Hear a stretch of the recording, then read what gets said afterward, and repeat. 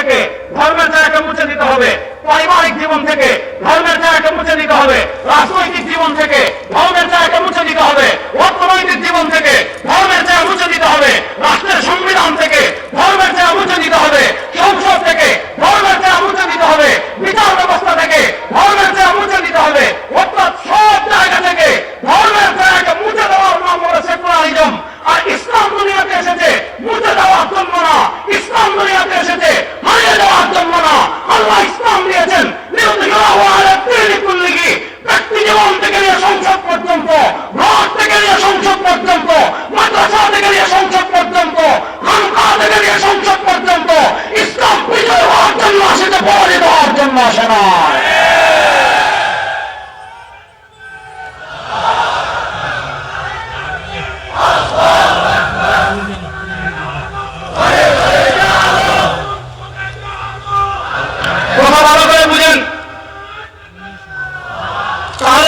প্রথম সেকুলারিজম বানিয়েছে, সব জায়গা থেকে ধর্মের জায়গা মুছে দিতে হবে। আচ্ছা বলেন, ইসলাম কি মুছে দেওয়ার জন্য এসেছে না বিজয় হওয়ার জন্য এসেছে? আরে বলো না, ইসলাম কি মুছে দেওয়ার জন্য এসেছে না বিজয় হওয়ার জন্য এসেছে? এবার এই লাখো মুসলমানকে আমি বলতে চাই, এই বাংলাদেশের ঘর থেকে নিয়ে, পরিবার থেকে নিয়ে সংসদ পর্যন্ত আল্লাহ কোরআনের বিধান বাস্তবায়ন করার জন্য আপনারা প্রস্তুত আছেন না? কথা ভালো করে বুঝেন। তারা প্রথম সেকুলারিজম নাম দিয়েছে, সব জায়গা থেকে ধর্মের ছায়া মুছে দিতে হবে। তারপরে তারা যখন দেখেছে যে এটা তো মুসলমান গিলবে না, এটা তো মুসলমান খাবে না, এটা তো মুসলমান করবে না, কারণ মুসলমান তো জান্নাত বিশ্বাস।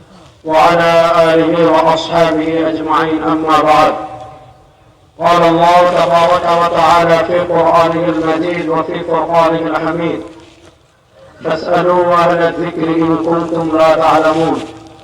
وقال رسول الله صلى الله عليه وسلم يحمل هذا العلم من كل خلف عدول ينفون عنه تحريف الغالين وامتحان المبطلين وتأويل الجاهلين أو كما قال عليه الصلاة والسلام. আল্লাহ রাব্বুল ইজ্জত ওয়াল জালালের লাখ কোটি শুকরিয়া আদায় করছি। আল্লাহ রাব্বুল ইজ্জত ওয়াল জালাল আমাদেরকে ফকিহুন নফস আল্লামা রশিদ আহমদ গঙ্গুহি রাহিমাহুল্লাহ, আজাল খলিফা উজানির কারি ইব্রাহিম সাহেব রাহিমাহুল্লাহ সাজানো এই বাগানে আল্লাহ তাআলা আমাদেরকে গভীর রাতে একত্রিত হওয়ার তৌফিক দান করেছেন। আমরা সবাই একবার আল্লাহ রাব্বুল ইজ্জত ওয়াল জালালের দরবারে অন্তরের অন্তঃস্থল থেকে কালেমাত শুকর আদায় করি, আলহামদুলিল্লাহ। আপনারা কিপটামি না করে মন প্রাণ উজাড় করে এই গভীর রাতে আল্লাহ রাব্বুল ইজ্জত ওয়াল জালালের দরবারে উচ্চ আওয়াজে একবার কালেমাত শুকর আদায় করেন, আলহামদুলিল্লাহ। আসলে এখানে বয়ান করার মতো যোগ্যতা আমার নাই, বয়ান করার মতো সাহসও আমার নাই। এখানে বয়ান করা অনেক কঠিন, অনেক কষ্ট। শুধুমাত্র বড়দের দোয়া নিতে আসছি। বড়রা হুকুম করেছেন, বড়দের আদেশ পালনার্থে সংক্ষিপ্ত দু চারটা কথা আপনাদের সামনে পেশ করার চেষ্টা করব। আল্লাহ তাআলা আমাকে যেন ইখলাসের সাথে বিশুদ্ধ কথা বলার তৌফিক দান করেন। আমি প্রথম যে কথাটা বলবো,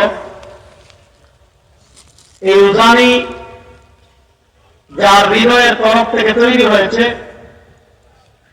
তিনি হলেন কারি ইব্রাহিম সাহেব রাহিমাহুল্লাহ। তার পীর ছিলেন ফকিহুন নফস আল্লামা রশিদ আহমদ গঙ্গুহি রাহিমাহুল্লাহ। তার পীর ছিলেন সৈয়দুত তায়েফা হাজী ইমদাদুল্লাহ মুহাজির মক্কি রাহিমাহুল্লাহ।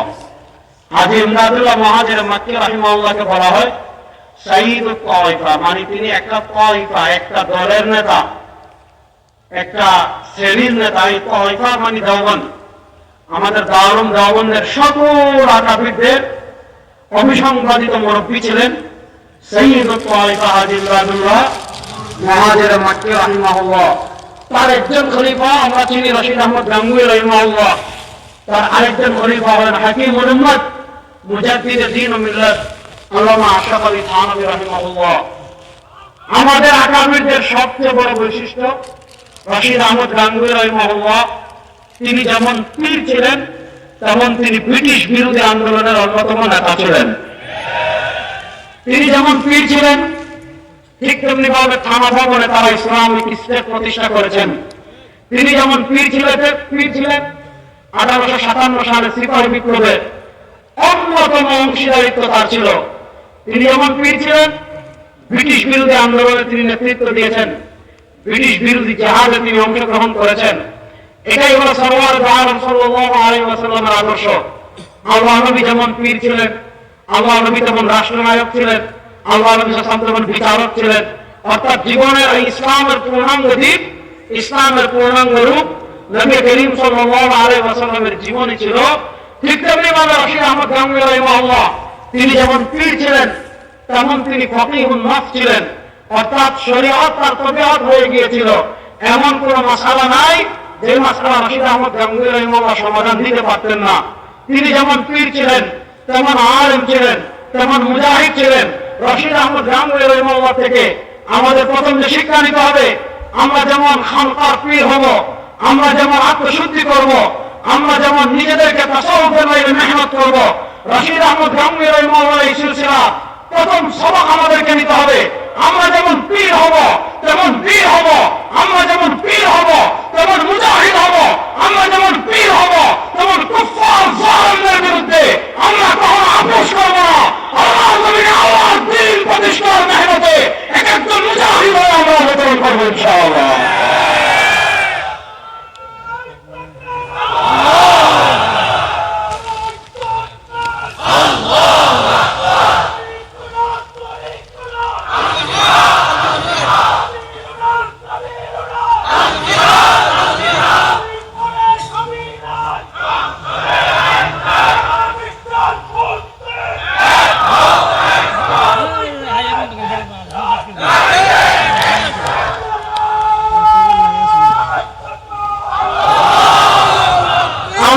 কয়েকটা কথা বলবো, আপনাদের সামনে বলে আলোচনা শেষ করব।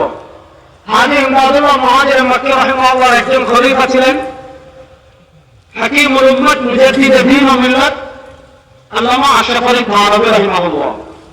তিনি ছিলেন রশিদ আহমদ গাঙ্গুহি রাহিমাহুল্লাহর পীর ভাই। রশিদ আহমদ গাঙ্গুহি রাহিমাহুল্লাহর একজন খলিফা আবু জামিল কারি ইব্রাহিম রাহিমাহুল্লাহ আল্লাহ তার কবরকে জান্নাতের টুকরা বানিয়ে দেন। রশিদ আহমদ গাঙ্গুহি রাহিমাহুল্লাহ আরেকজন খলিফা শাইখুল আরব ওয়াল আজম সৈয়দ হুসাইন আহমদ মাদানী নফরাল্লাহু মারকাদা আল্লাহ তার কবরকে জান্নাতের টুকরা বানিয়ে দেন। আমাদের যত আকামে আমাদেরকে ছেড়ে দুনিয়া থেকে চলে গিয়েছেন, আল্লাহ তাদের সকলের কবরকে জান্নাতের টুকরা বানিয়ে দেন। আসেন আমি যে কথা বলবো, হাকিমুল উম্মত মুজাদ্দিদে দ্বীন ও মিল্লাত আল্লামা আশরাফ আলী থানভী রাহিমাহুল্লাহ তার রাজনৈতিক চিন্তাধারা নিয়ে বর্তমান পৃথিবীর সবচেয়ে বড় আলেমদের একজন শেখুল ইসলাম জাস্টিস মুফতি মোহাম্মদ তাকির উসমানী হাফিজাহুল্লাহ একটা কিতাব লিখেছেন, যে কিতাবের নাম হলো হাকিমুল উম্মত কে সিয়াসি আফকার, হাকিমুল উম্মতের রাজনৈতিক দৃষ্টিভঙ্গি। যেই বই পড়ে আমরা আমাদের রশিদ আহমদ গাঙ্গুহি রাহিমাহুল্লাহ যিনি পীর, সাইয়্যিদ তায়েফা ইমদাদুল্লাহ মুহাজির মক্কি রাহিমাহুল্লাহ, অর্থাৎ আমাদের আকামির দেওবন্দের রাজনৈতিক যে চিন্তাধারা, সেই চিন্তাধারা সম্পর্কে আমরা জানতে পারবো, সেই চিন্তাধারা সম্পর্কে আমরা অবগত হতে পারবো। হযরত শাইখুল ইসলাম জাস্টিস তাকির উসমানী হাফিজাহুল্লাহ এই কিতাবের ভূমিকা হযরত থানভী রাহিমাহুল্লাহ রাজনৈতিক দৃষ্টিভঙ্গি নিয়ে আলোচনা করতে গিয়ে প্রথম দুটো দৃষ্টিভঙ্গি দেখিয়েছেন। একটা দৃষ্টিভঙ্গি হলো খ্রিস্টানদের, আর আরেকটা দৃষ্টিভঙ্গি হলো উগ্র মুসলিমদের। এর মধ্যখানে মুসলমানদের ভারসাম্যপূর্ণ যে অবস্থান, সেটা নিয়ে তিনি বিস্তারিত আলাপ দিয়েছেন, বিস্তারিত আলোচনা করেছেন। আসেন, খ্রিস্ট রাজ্য দুনিয়াতে যেগুলো ছিল, খ্রিস্টানদের রাজ্য যেগুলো ছিল, সেই রাজ্যগুলো শোষিত হতো কিভাবে, সেই রাজ্যগুলো পরিচালিত হতো কিভাবে, সেই রাজ্যগুলো শাসন হতো কিভাবে, থানভী রাহিমাহুল্লাহ লিখেছেন খ্রিস্টান রাজ্য পরিচালনা একটা মৌলিক স্লোগান ছিল, খ্রিস্টান রাজ্য পরিচালনা একটা মৌলিক থিম ছিল। কি থিম ছিল, কি মূলনীতি ছিল, কি উসুল ছিল? খ্রিস্টান রাজ্য পরিচালনার একটা মৌলিক মূলনীতি ছিল গির্জা গির্জা, কায়সার কায়সার, কায়সার কায়সার, গির্জা গির্জা। অর্থাৎ খ্রিস্টানরা বলতো গির্জা গির্জার মতো থাকবে। গির্জা মানে যেখানে তারা ধর্ম পালন করে। খ্রিস্টান ধর্মের মৌলিক মূলনীতি ছিল ধর্ম পালন করতে চাচ্ছেন, গির্জায় যান। আপনি ব্যক্তি জীবনে ধর্ম পালন করতে চাচ্ছেন, গির্জায় যান। আপনার পরিবার নিয়ে ধর্ম পালন করতে চাচ্ছেন, গির্জায় যান। আপনি 100 ধর্ম মানতে চাচ্ছেন, গির্জায় যান। আপনার টোটাল জীবনে ধর্ম পালন করতে চাচ্ছেন, গির্জায় যান। অর্থাৎ তাদের মৌলিক মূলনীতি ছিল ধর্ম থাকবে গির্জায়, ধর্মের বিধানাবলী থাকবে গির্জায়, ধর্মের হুকুমাবলী থাকবে গির্জায়, ধর্মীয় গ্রন্থের বিধানাবলী প্রযোজ্য হবে গির্জায়। তবে কায়সার রাষ্ট্র রাষ্ট্রের মতো থাকবে। রাষ্ট্র আইন কি হবে, গির্জা মাথা কামাবে না। রাষ্ট্রের সংবিধান কি হবে, গির্জা মাথা কামাবে না। রাষ্ট্রের বিচার ব্যবস্থা কি হবে, গির্জা মাথা কামাবে না। রাষ্ট্রের অর্থনীতি কি হবে, গির্জা মাথা কামাবে না। রাষ্ট্রের নেতৃত্ব কারা দিবে, গির্জা মাথা কামাবে না। রাষ্ট্রের সংবিধান কি হবে, গির্জা মাথা কামাবে না। রাষ্ট্র কার সাথে যুদ্ধ করবে, গির্জা মাথা কামাবে না। রাষ্ট্র কার সাথে সন্ধি করবে, গির্জা মাথা কামাবে না। অর্থাৎ তোমার ধর্ম 100% থাকবে গির্জায়। রাষ্ট্রের কোন বিষয়ে, রাষ্ট্রের সংবিধান বলেন, রাষ্ট্রের আইন বলেন, রাষ্ট্রের বিচার ব্যবস্থা বলেন, রাষ্ট্রের সংসদ বলেন, রাষ্ট্রের বিচার, রাষ্ট্রের অর্থনীতি বলেন, কোন ক্ষেত্রে গির্জার প্রভাব থাকবে না, কোন ক্ষেত্রে ধর্মের আইন থাকবে না। অর্থাৎ ধর্ম থাকবে গির্জায়, রাষ্ট্রের কোন আইন থাকবে না। এবার বলেন, রাষ্ট্র থাকবে আলাদা, ধর্ম থাকবে আলাদা। এই চিন্তাটা মুসলমানের না খ্রিস্টানের? যদি বলেন এই চিন্তা মুসলমানের না খ্রিস্টানের? আসেন ওই যে খ্রিস্টানদের চিন্তা, গির্জা গির্জা, রাষ্ট্র থাকবে রাষ্ট্রের মতো, গির্জা থাকবে গির্জাদের মতো। হাকিম মুহাম্মদ আশরাফ আলী থানভী রাহিমাহুল্লাহ লিখেছেন, ওই খ্রিস্টানদের চিন্তা মুসলমান সমাজে যে পোশাক পরিধান করে এসেছে, মুসলমান সমাজে যে জামা পরিধান করে এসেছে, মুসলমান সমাজে যে জুব্বা পরিধান করে এসেছে, মুসলমান সমাজে যে আবা পরিধান করে এসেছে, ওই খ্রিস্টানদের চিন্তা মুসলমান সমাজে যে নাম ধরে এসেছে, ওই চিন্তার নাম হলো সেকুলারিজম তথা ধর্মনিরপেক্ষতা। আসলে ধর্মনিরপেক্ষতা কি? মিশরের শেখ আব্দুল্লাহ মিসরি ধর্মনিরপেক্ষতা নিয়ে কিতাব লিখেছেন। তিনি ধর্মনিরপেক্ষতার দুটো ভার্সন দেখিয়েছেন। ধর্মনিরপেক্ষতার একটা উগ্র ভার্সন আছে, অর্থাৎ ধর্মনিরপেক্ষতা যারা আবিষ্কার করেছে তারা ধর্মনিরপেক্ষতার একটা ব্যাখ্যা করেছে। সে ব্যাখ্যা কি? তাদের কাছে সেকুলারিজম হলো, তাদের কাছে ধর্মনিরপেক্ষতা হলো জীবনের সব জায়গা থেকে ধর্মের ছায়াকে মুছে দিতে হবে। ব্যক্তি জীবন থেকে ধর্মের ছায়াকে মুছে দিতে হবে, পারিবারিক জীবন থেকে ধর্মের ছায়াকে মুছে দিতে হবে, রাজনৈতিক জীবন থেকে ধর্মের ছায়াকে মুছে দিতে হবে, অর্থনৈতিক জীবন থেকে ধর্মের ছায়া মুছে দিতে হবে, রাষ্ট্রের সংবিধান থেকে ধর্মের ছায়া মুছে দিতে হবে, সংসদ থেকে ধর্মের ছায়া মুছে দিতে হবে, বিচার ব্যবস্থা থেকে ধর্মের ছায়া মুছে দিতে হবে। অর্থাৎ সব জায়গা থেকে ধর্মের ছায়াকে মুছে দেওয়ার নাম হলো সেকুলারিজম। আর ইসলাম দুনিয়াতে এসেছে মুছে দেওয়ার জন্য না, ইসলাম দুনিয়াতে এসেছে হারিয়ে দেওয়ার জন্য না। আল্লাহ ইসলাম দিয়েছেন ব্যক্তি জীবন থেকে নিয়ে সংসদ পর্যন্ত, ঘর থেকে নিয়ে সংসদ পর্যন্ত, মাদ্রাসা থেকে নিয়ে সংসদ পর্যন্ত, খানকা থেকে নিয়ে সংসদ পর্যন্ত। ইসলাম বিজয় হওয়ার জন্য আসেছে, পরাজিত হওয়ার জন্য আসে না।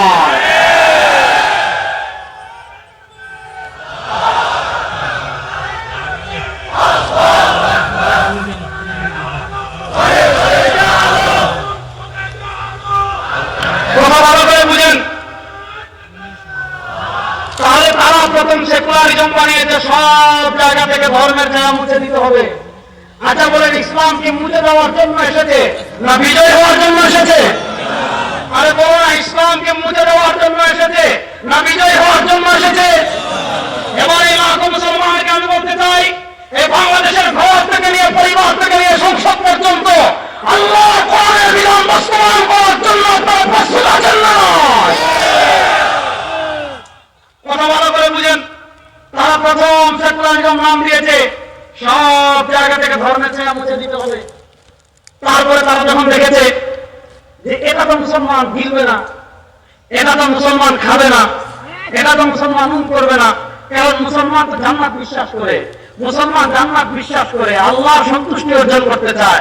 এই জান্নাত বিশ্বাস করে বলে আমাদের দেশে যারা হাজার হাজার মুসলমানকে হত্যা করেছে, হাজার হাজার আলেমদের উপর জুলুম করেছে, অত্যাচার করেছে, আয়না করে নিয়েছে, তারা আমাদেরকে তাহাজ্জুদের গল্প শোনাইতো না? বলেন, তারা আমাদেরকে তাহাজ্জুদের গল্প শোনাইতো না? শোনেন, যখন তারা দেখেছে এই সব জায়গা থেকে ধর্মের যে মুছে ফেলা, এই চিন্তা মুসলমান খাবে না, এই চিন্তা মুসলমান গিলবে না, এই চিন্তা মুসলমান প্রভাবিত হবে না, তখন তারা আমাদের ভিতর কিছু দালাল তৈরি করেছে, আমাদের মুসলমানদের ভিতরে কিছু মোল্লা বাহাতিয়া মোল্লা তৈরি করেছে, যারা ধর্ম নিরপেক্ষতার আরেকটা সফট ভাষণ আবিষ্কার করেছে, যারা ধর্ম নিরপেক্ষতার আরেকটা সহজ ভাষণ আমাদেরকে দিয়েছে। সেটা কি জানেন? ওই যে খ্রিস্টানরা বলে গির্জা গির্জা, গির্জা থাকবে গির্জার মতো, ধর্ম থাকবে ধর্মের মতো। এবার মুসলমানদের ভিতর তারা একদল দালাল তৈরি করেছে, তারা ধর্ম নিরপেক্ষতার আরেকটা ভাষণ আবিষ্কার করেছে। সেই ভাষণ কি?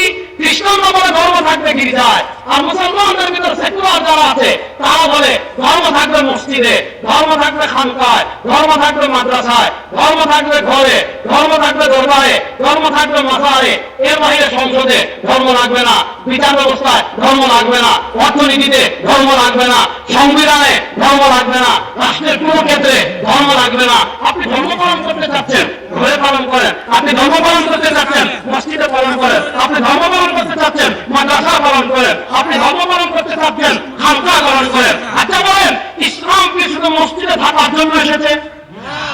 আর আসতে বলেন, ইসলাম কি শুধু মাদ্রাসায় থাকার জন্য এসেছে? ইসলাম কি শুধু খানকায় থাকার জন্য এসেছে? না। আল্লাহ ইসলাম কেন দিয়েছেন? আল্লাহ বলেন, হুয়াল্লাযী আরসালা রাসূলাহু বিল হুদা, তিনি আল্লাহ তার রাসূলকে প্রেরণ করেছেন হেদায়েত দিয়ে। আর কি দিয়ে পাঠিয়েছেন? ওয়াদিনিল হক, আল্লাহ তার রাসূলকে একটা দ্বীন হক দিয়ে পাঠিয়েছেন। আল্লাহ তার রাসূলকে একটা সত্য ধর্ম দিয়ে পাঠিয়েছেন। কেন? লিইয়ুযহিরাহু আলা দ্বীনি কুল্লিহি, সব ধর্মের উপর ইসলাম বিজয় হওয়ার জন্য এসেছে। ইসলাম কখনো পরাজিত হওয়ার জন্য আসে না।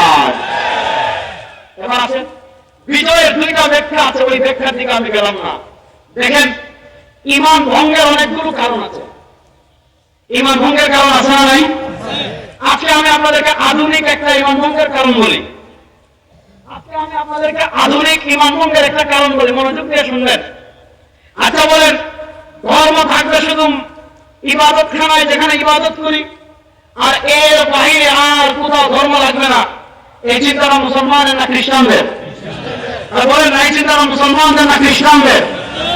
ইসলাম যদি শুধু মসজিদে থাকার জন্য আসতো, ইসলাম যদি শুধু মাদ্রাসায় থাকার জন্য আসতো, ইসলাম যদি শুধু খানকায় থাকার জন্য আসতো, আল্লাহ নবী সাল্লাল্লাহু আলাইহি ওয়াসাল্লাম মুহূদে দাঙ্গা মোবারক শহীদ করতেন না। সাহাবায়ে কেরাম রিদওয়ানুল্লাহি আলাইহিম আজমাইন পৃথিবীর প্রান্তে প্রান্তে প্রান্তে প্রান্তে জিহাদের মিশন নিয়ে যেতেন না। তাহলে বোঝা গেল, কোন মুসলমান যদি ওই খ্রিস্টানদের চিন্তা লালন করে, খ্রিস্টানদের কোন চিন্তা? খ্রিস্টানরা বলে ধর্ম থাকবে গির্জায়, আর মুসলমানদের ভিতর সেকুলারিজমে বিশ্বাসী যারা, তারা বলে ধর্ম থাকবে মসজিদে, ধর্ম থাকবে ঘরে, ধর্ম থাকবে খানকায়। তারা বলে ধর্ম সংসদে দরকার নাই, ধর্ম বিচার ব্যবস্থায় দরকার নাই, রাষ্ট্র পরিচালনায় ধর্মের দরকার নাই, অর্থনীতিতে ধর্মের দরকার নাই। তারপরে আপনার আরো বিভিন্ন জায়গায়, আপনি রাষ্ট্রের বিভিন্ন ক্ষেত্রে ধর্মের দরকার নাই। শুনেন, আল্লামা জাহিদ কাউসারী রাহিমাহুল্লাহ, যিনি আমাদের বর্তমান জাতীয় মসজিদের খতিব, আমাদের বাংলাদেশের সবচেয়ে বড় আলেম মাওলানা মুহাম্মদ আব্দুল মালিক হাফিজাহুল্লাহ, তার উস্তাদ ছিলেন শেখ আব্দুল ফাত্তাহ মুকুদ্দার রাহিমাহুল্লাহ, তার উস্তাদ ছিলেন আল্লামা জাহিদ কাউসারী রাহিমাহুল্লাহ। তিনি 1371 হিজরিতে ইন্তেকাল করেছেন। তিনি আমাদের দাদা উস্তাদের উস্তাদ আল্লামা জাহিদ কাউসারী রাহিমাহুল্লাহ তার মাকারাতুল কাউসারীতে, আল্লামা জাহিদ কাউসারী রাহিমাহুল্লাহ তার মাকারাতুল কাউসারীতে 279 নম্বর পৃষ্ঠায় একটা মাকালা লিখেছেন, একটা ছোট্ট প্রবন্ধ লিখেছেন। যে ছোট্ট মাকালা এবং প্রবন্ধের নাম হলো হুকম মুহাওয়ারাতি ফসলি দ্বীন আনিদ দাওলা। হুকম মুহাওয়ারাতি ফসলি দ্বীন আনিদ দাওলা, অর্থাৎ কোন মুসলমান যদি মনে করে ধর্ম আলাদা, রাষ্ট্র আলাদা, মনোযোগ, কোন মুসলমান যদি মনে করে ধর্ম আলাদা, রাষ্ট্র আলাদা, রাষ্ট্র চলবে রাষ্ট্রের মতো, রাষ্ট্রের কোন সেক্টরে ধর্মের কোন প্রয়োজন নাই, ধর্ম শুধু মসজিদে নিয়ে থাকেন, ধর্ম শুধু খানকায় নিয়ে থাকেন, ধর্ম শুধু মাজারে নিয়ে থাকেন, ধর্ম শুধু দরবারে নিয়ে থাকেন, কোন মুসলমান যদি এমন বিশ্বাস পালন করে, আল্লামা কাউসারী রাহিমাহুল্লাহ তার হুকম মুহাওয়ারাতি ফসলি দ্বীন আনিদ দাওলা, রাষ্ট্র ধর্ম থেকে আলাদা যে মনে করে, তার বিধান নিয়ে আলোচনা করতে গিয়ে আল্লামা জাহিদ কাউসারী রাহিমাহুল্লাহ এখানে পরিষ্কার ভাষায় লিখেছেন, এখানে সুস্পষ্ট ভাষায় লিখেছেন। আল্লামা কাউসারী রাহিমাহুল্লাহ বলেছেন, ওয়াল মুসলিমু ইযা তালাবা বিমিসলি যালিকা ফি সালামাতি আকলিহি, কোন মুসলমান যদি সুস্থ মস্তিষ্কে, কোন মুসলমান যদি সুস্থ মস্তিষ্কে এই কথা ধারণ করে যে রাষ্ট্রে ধর্মের দরকার নাই, সংবিধান ধর্মের দরকার নাই, সংসদে ধর্মের দরকার নাই, বিচার ব্যবস্থা ধর্মের দরকার নাই, অর্থনীতিতে ধর্মের দরকার নাই, সিটি কর্পোরেশনে ধর্মের দরকার নাই, ইউনিয়ন পরিষদে ধর্ম দরকার নাই, নেতৃত্বে ধর্মের দরকার নাই। ধর্ম শুধু মসজিদে থাকার জন্য আসছে। আল্লামা কাউসারী রাহিমাহুল্লাহ পরিষ্কার ভাষায় বলেছেন, কোন মুসলমান যদি এমন আকীদা পালন করে তার ঈমান থাকবে না, সে মুরতাদ হয়ে যাবে।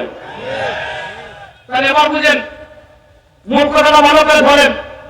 তাহলে ইসলাম রাষ্ট্রের সব ক্ষেত্রে, জীবনের সব ক্ষেত্রে ইসলামকে বাস্তবায়ন করার প্রয়োজন আছে না নাই?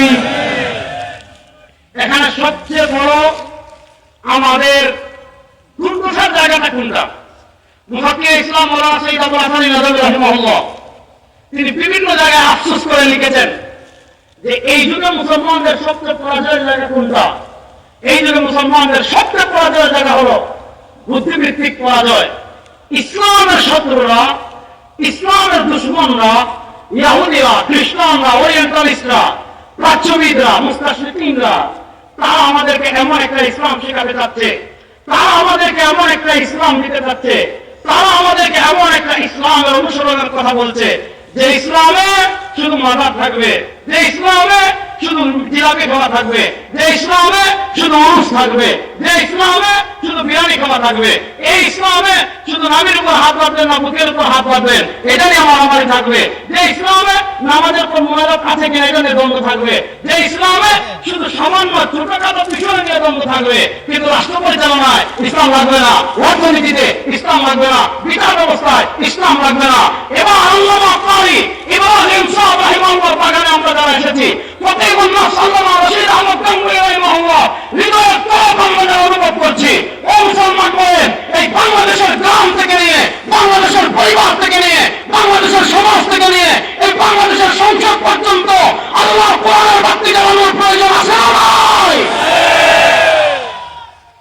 তাহলে এবার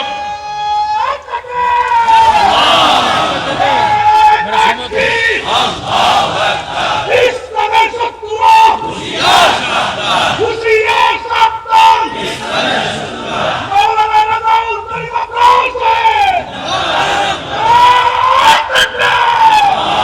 এবার আমি আপনাদেরকে একটা ইতিহাস বলি। ইতিহাস বলার পর আমি মূল কথা আসবো। আবার মনোযোগ। আমরা স্বাধীনতা পেয়েছি দুইটা। বলেন আমরা স্বাধীনতা পেয়েছি কয়টা? আরে বলেন না, আমরা স্বাধীনতা পেয়েছি কয়টা? একটা স্বাধীনতা পেয়েছি আমরা 1971-এ, আর আরেকটা স্বাধীনতা পেয়েছি আমরা 1947 সালে। দেখেন আজকে আমাদের দেশের মিডিয়া শুধু 71-এর স্বাধীনতার কথা বলে, 47-এর স্বাধীনতার কথা বলে না। কেন জানেন? কারণ 47-এর স্বাধীনতা সবচেয়ে বেশি অবদান ছিল উলামায়ে কেরামের। আসেন 47-এর স্বাধীনতার ইতিহাসটা একটু বলি। 1803 সাল থেকে নিয়ে 1947 সাল পর্যন্ত, তখন বাংলাদেশ, ভারত, পাকিস্তান তিনটা ছিল এক রাষ্ট্র। 1803 সাল থেকে নিয়ে 1947 সাল পর্যন্ত বাংলাদেশ, ভারত, পাকিস্তান এই তিন রাষ্ট্রের উপর যারা ক্ষমতায় ছিল তারা হল ইস্ট ইন্ডিয়া কোম্পানি, তারা হল ব্রিটিশ। এবার বলেন, এই যে 150 বছরের কাছাকাছি সময় ব্রিটিশ আমাদের দেশের রাষ্ট্র ক্ষমতায় ছিল, ইস্ট ইন্ডিয়া কোম্পানি আমাদের দেশের রাষ্ট্র ক্ষমতায় ছিল, তারা দেশের মালিক ছিল না ডাকাত ছিল? বলেন, মালিক ছিল না ডাকাত ছিল? ডাকাত। আসেন, এই ডাকাতদের আগে 1803 সালের আগে 700 বছর, এই 700 বছর এই উপমহাদেশের মালিক ছিল মুসলমান। বলেন 700 বছর শাসন ক্ষমতায় কারা ছিল? আরে জোরে বলেন না, 700 বছর শাসন ক্ষমতায় কারা ছিল? আজকে হিন্দু বাবুরা দেশে ভারতের ক্ষমতা আসার মাত্র 80 বছর হয় নাই। তারা ক্ষমতা এসেছে 1947 সালে। 1947 সালে এসে তারা এই 70-80 বছরে কি করেছে? তারা গুজরাটে অসংখ্য মুসলমানকে হত্যা করেছে, আসামে অসংখ্য মুসলমানকে হত্যা করেছে, দিল্লিতে অসংখ্য মুসলমানকে হত্যা করেছে, হায়দ্রাবাদে অসংখ্য মুসলমানকে হত্যা করেছে, সিকিমে অসংখ্য মুসলমানকে হত্যা করেছে, চেন্নাইয়ে অসংখ্য মুসলমানকে হত্যা করেছে, বাবরি মসজিদকে তারা শহীদ করে সেখানে রাম মন্দির বানিয়েছে। এখন তাদের দেশে মুসলমান মারতে মারতে সাহস বেড়ে গিয়েছে, হুমকি দে বাংলাদেশ নাকি দখল করবে। আমরা বলে আসেন, আমরা এড়িয়ে আছি আপনাদের সাথে খেলার জন্য। আসেন, এই বাংলাদেশ তত্ত্বগুলি মুসলমানের আবাস ভূমি, এই বাংলাদেশের দিকে হাত বাড়াবেন।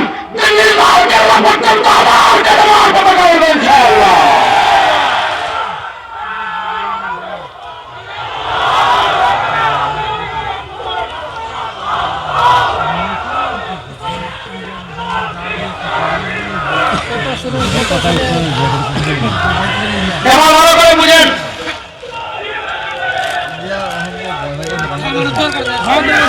এই শুনেন,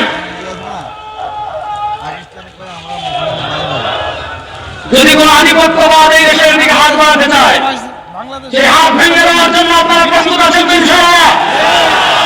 যদি আমাদের দেশের দিকে কেউ পা বাড়ায়, সেই পা ভেঙে দেওয়ার জন্য প্রস্তুত আছেন তো ইনশাআল্লাহ? আমরা একমাত্র ভয় পাই কাকে? আর আমরা আমেরিকাকে ভয় পাই না। আমেরিকাকে যদি ভয় পেতাম, আফগানিস্তানের তালেবান খেলা আগেই শেষ করে দিয়েছে। আমি ওই দিনও বলেছি, সব জায়গায় পৃথিবীতে মুসলমানদের বিজয় শুরু হয়ে গিয়েছে। আফগানিস্তানে তালেবান বিজয় লাভ করেছে, সিরিয়ায় মুজাহিদরা বিজয় লাভ করেছে, বাংলাদেশে আমরা ভারতীয় আধিপত্যবাদকে পরাজিত করেছি। সময় আর বেশি দিন নয়, মসজিদে আকসা থেকে নিয়ে ভারতের লাল কেল্লা পর্যন্ত আল্লাহ ইসলামের পতাকা উঠবে ইনশাআল্লাহ। কথা ভালো করে বুঝেন, 47-এর আগে আমরা মালিক ছিলাম 600 বছর। দেখেন, কত আমাদের ফ্যাসিস্ট আওয়ামী লীগের আমলে বাংলাদেশের সবচেয়ে বেশি সুবিধা পেয়েছিল আওয়ামী লীগ, এই হিন্দুরা। আমরা মনে হতো দেশে ভাড়াটিয়া, আর মালিক মনে হতো হিন্দুরা।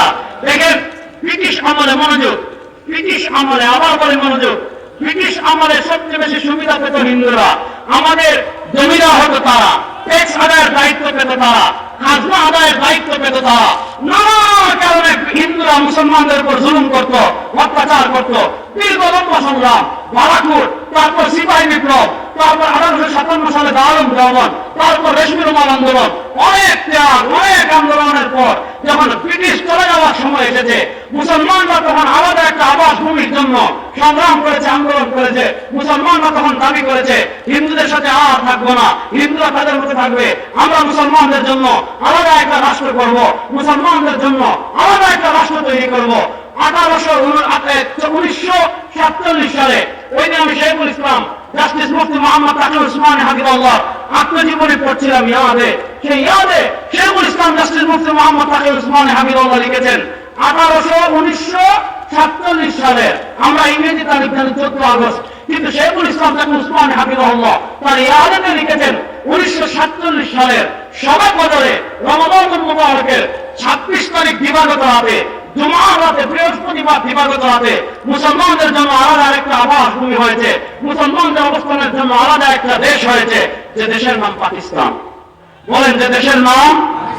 শুনেন, পাকিস্তান প্রতিষ্ঠার আন্দোলন মুসলমানরা যখন করেছে, বাংলাদেশ, ভারত, পাকিস্তান, সারা উপমহাদেশের সব মুসলমান, প্রায় 70-80% মুসলমান যখন পাকিস্তান আন্দোলনের জন্য মিছিল করেছে, পাকিস্তান প্রতিষ্ঠার আন্দোলনের জন্য সংগ্রাম করেছে, তখন মুসলমানদের স্লোগান ছিল একটা, পাকিস্তান কা মতলব কিয়া লা ইলাহা ইল্লাল্লাহ। বলেন না, পাকিস্তান কা মতলব কিয়া লা ইলাহা ইল্লাল্লাহ। আর আকাশ বাতাস প্রকম্পিত করে বলেন, পাকিস্তান কা মতলব কিয়া লা ইলাহা ইল্লাল্লাহ। আপনারা যদি মনে করেন জুরে জিকিরের দলিল নাই, আমার কাছে আসেন, দলিল দিয়ে খবর দিয়ে দেবেন ইনশাআল্লাহ। তাহলে বলেন, পাকিস্তান প্রতিষ্ঠা আন্দোলনের স্লোগান কি ছিল? পাকিস্তান কা মতলব কিয়া, পাকিস্তান কা মতলব কিয়া। দেখেন, 47-এর স্বাধীনতা হয়েছে লা ইলাহা ইল্লাল্লাহর উপর ভিত্তি করে। শুনেন, 47-এর স্বাধীনতা যেদিন হয়েছে, সেদিন পূর্ব পাকিস্তানে একজন পতাকা তুলেছিলেন, পশ্চিম পাকিস্তানে একজন পতাকা তুলেছিলেন। পূর্ব পাকিস্তান আমাদের বাংলাদেশ, এখানে প্রথম পতাকা তুলেছিলেন আল্লামা সফর আহমদ উসমানী রাহিমাহুল্লাহ, যিনি হাকিমুল উম্মত, মুজাদ্দিদে দ্বীন ওয়া মিল্লাত, আল্লামা আশরাফ আলী থানভী রাহিমাহুল্লাহ আপন বাগিনা ছিলেন, এবং আমাদের হানাফি মাযহাবের আহআদিসুল আহকামের সবচেয়ে বড় যে কিতাব এরাও সুনান তিনি লিখেছেন। হাকিমুল উম্মত আল্লামা আশরাফ আলী থানভী রাহিমাহুল্লাহ আপন বাগিনা আল্লামা সফর আহমদ উসমানী, তিনি প্রথম স্বাধীনতার পতাকা পূর্ব পাকিস্তানে তুলেছেন। পশ্চিম পাকিস্তানের প্রথম স্বাধীনতার পতাকা তুলেছিলেন দারুন দেওবন্দের প্রথম ছাত্র শেখুল মাহমুদ হাসান রাহিমাহুল্লাহ আদাল্লে সাদরিদ, দারুন দেওবন্দের মুস্তামিম শেখুল ইসলাম আল্লামা শাফি আহমদ উসমানী রাহিমাহুল্লাহ, যিনি মুসলিম শরীফের জবরিককে প্রত্যেকটা গ্রন্থ ফাতহুল মুহিমের লেখক। আলাদা 47-এর পতাকা তুলেছেন আলেমরা, 47-এর স্বাধীনতার নেতৃত্ব দিয়েছেন আলেমরা। এই দেশে যদি আমরা বড় করার কথা না বলি, তোর বাপ তারা কার এই দেশে কথা বলার অধিকার না।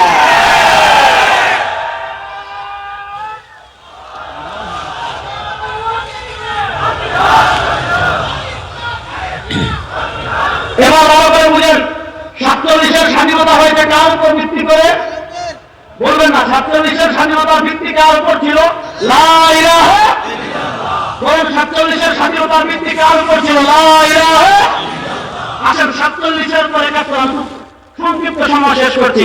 আমি আগে বলছি এখানে বয়ান করতে আসি না, দোয়া নিতে আসছি। 47-এর স্বাধীনতার পর আসলো 71। 71-এর স্বাধীনতা, 71-এর স্বাধীনতা, মনোযোগ।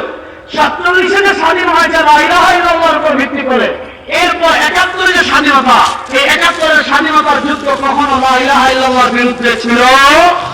71-এর স্বাধীনতা কখনো ইসলামের বিরুদ্ধে ছিল না।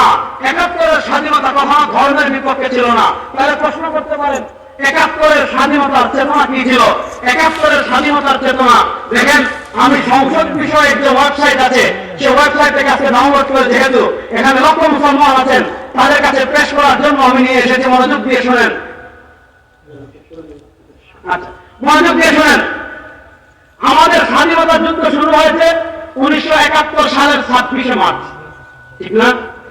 আমাদের স্বাধীনতা যুদ্ধ শুরু হয়েছে 1971 সালের 26শে মার্চ। 1971 সালের 26শে মার্চ যখন স্বাধীনতা যুদ্ধ শুরু হয়, স্বাধীনতা যুদ্ধে শুরু হওয়ার 14 দিন পর অর্থাৎ 10 এপ্রিল আমাদের মেহেরপুরে একটা অস্থায়ী সরকার গঠন হয়েছিল, যে সরকারের নাম মুজিবনগর সরকার। ওই মুজিবনগর সরকার স্বাধীনতা যুদ্ধ শুরু হওয়ার 14 দিন পর স্বাধীনতার একটা ঘোষণাপত্র পাঠ করেছিল। দেখেন, আমি সংসদ বিষয়ক ওয়েবসাইট থেকে নিয়ে এসেছি। 1971 সালের 10 এপ্রিল তারিখে মুজিবনগর সরকারের জারিকৃত স্বাধীনতার ঘোষণাপত্র, অর্থাৎ 1971 সালের 10 এপ্রিল আমাদের স্বাধীনতা যুদ্ধ শুরু হওয়ার মাত্র 14 দিন পর স্বাধীনতার একটা ঘোষণাপত্র পাঠ করেছিল।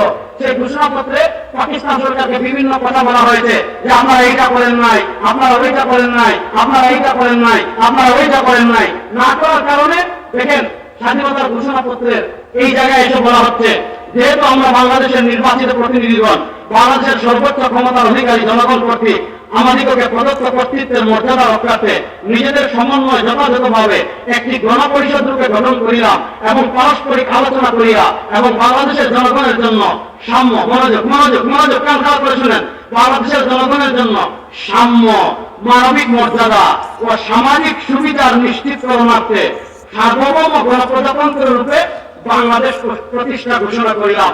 এখানে মুক্তিযুদ্ধের চেতনা বলা হয়েছে 3টা। বলেন কয়টা?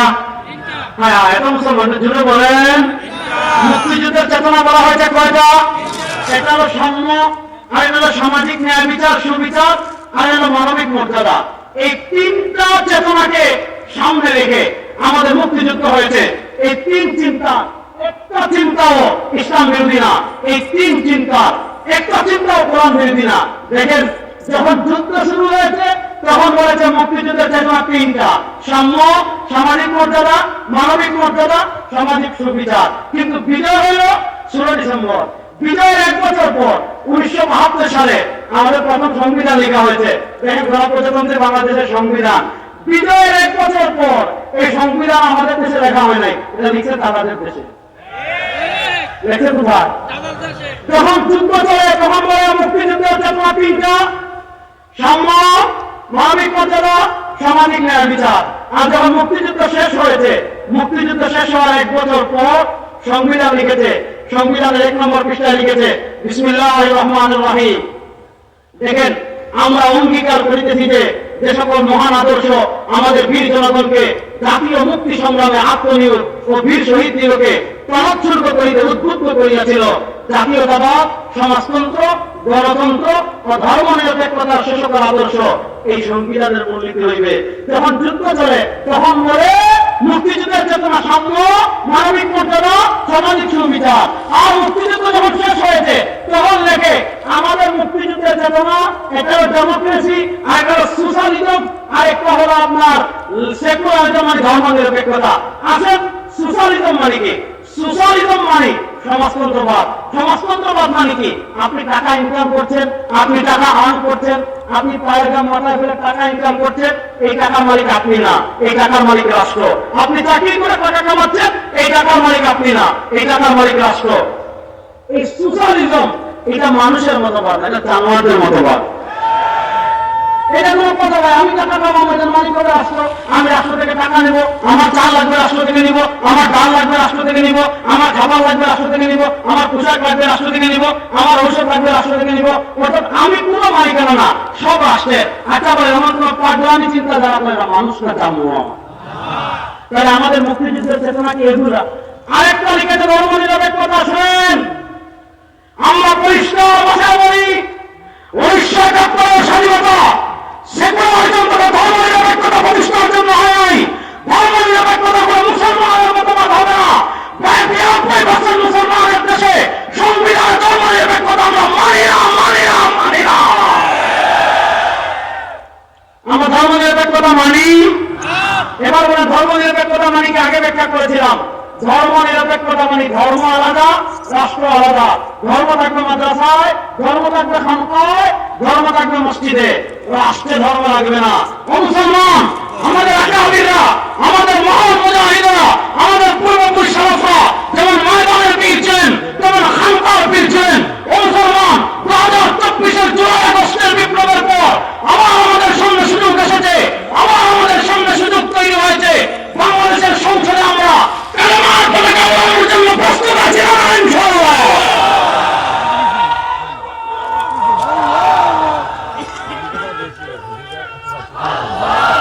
আমি শেষ কথা বলে শেষ করছি। আমি শেষ কথা বলে নবীর পরে নবী নাই, সংসদে আইন চাই, এই স্লোগান দেওয়াই লাগবে না যদি সংসদে আমরা কোরআনকে নিতে পারি। চুরি বন্ধ করেন, বড়াই রাখবে না যদি সংসদে কোরআন নিতে পারি। ও মুসলমান, বাংলাদেশের নেতার পরিবর্তন একবার হয় নাই, বাংলাদেশের ক্ষমতার পরিবর্তন একবার হয় নাই, বাংলাদেশের চেহারার পরিবর্তন একবার হয় নাই। 52 বছরে আমরা অসংখ্যবার নেতার পরিবর্তন দেখেছি, অসংখ্যবার ক্ষমতার পরিবর্তন দেখেছি। এদেশের মানুষের ভাগ্যের পরিবর্তন হয় নাই। এবার আমরা স্মার্ট বাংলাদেশ না, ডিজিটাল বাংলাদেশ না, সোনার বাংলাদেশ না, এবার আমরা ইসলামের বাংলাদেশ গড়ার জন্য প্রস্তুত আছেন না ইনশাআল্লাহ? শেষ কথা বলে যাচ্ছি, বাংলাদেশের সব আলেম, উদানি হযরত আমাদের চরমনাইয়ের পীর সাহেব চরমনাই এবং বাংলাদেশের আল্লামা মামুনুল হক হাফিজাহুল্লাহ সহ বাংলাদেশের হক্কানি রব্বানি সব উলামায়ে কেরাম ঐক্যবদ্ধভাবে যদি আপনাদেরকে ডাক দেন, সময় এসেছে বাংলাদেশের সংসদে কোরআন আলোচনা, উলামায়ে কেরামের সাথে মিলে বাংলাদেশের সংসদে কোরআন আলোচনার জন্য মুসলমান প্রস্তুত আছেন না ইনশাআল্লাহ?